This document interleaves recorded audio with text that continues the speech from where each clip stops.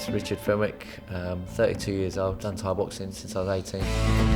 Got myself a British title, Commonwealth title, European title and 2 world titles now.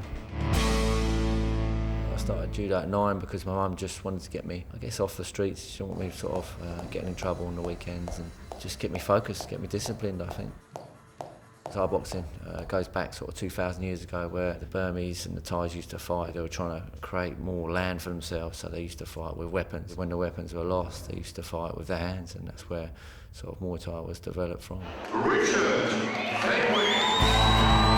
Your body just fills up with excitement and adrenaline again. Just that competitive side of beating someone more than anything else. Thai boxing is just so much mainstream. If it got more mainstream, I think we'd have more money like that boxing's got. But we just haven't got it in Thai boxing. Pretty much any money I get through the winnings, I put it back into the gym with equipment. Your athletes are professional athletes, but they have to train on like a semi-professional basis where they've got to work as well as train. You have to start paying fighters to train, to fight, to live.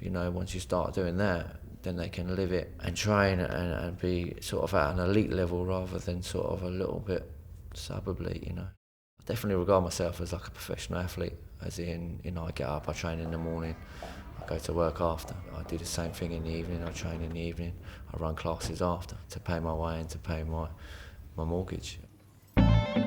With us, it's another stress on the body where you've got to be selling tickets to make your money. And if you want to make money out of fighting, you've got to be selling tickets, which again is just a little bit sort of stressful.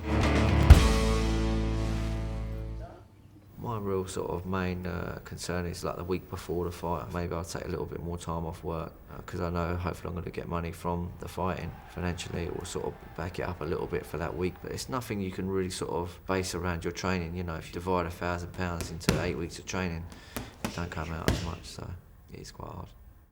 I was out in Australia and I fought a guy called Ben Pixie Burton for a Commonwealth title. Just before the fight, I got a little bit ill, so I was in bed sick for about 3 days. He caught me with an elbow in the 3rd round, which cut my head. Well, I got a little scar. Obviously losing that fight, come back to England, opened up my own gym in England and sort of try and set up a fight. So they sort of picked Pixie Burton again, and this is where it sort of all reversed. I did a lot of work training-wise and mentally getting myself strong for it. We did the fight, competed over sort of a 5-round fight and only went to the 3rd round. I threw an elbow, the same elbow that he caught me with in Australia. I caught him with, knocked him out and won the world title. One of the best moments of my career, definitely. The money I get through the fighting is definitely a bonus. There's no way that it could keep me afloat. Whereas I run myself through my personal training business, my massage business, so that is how I live and I make my money.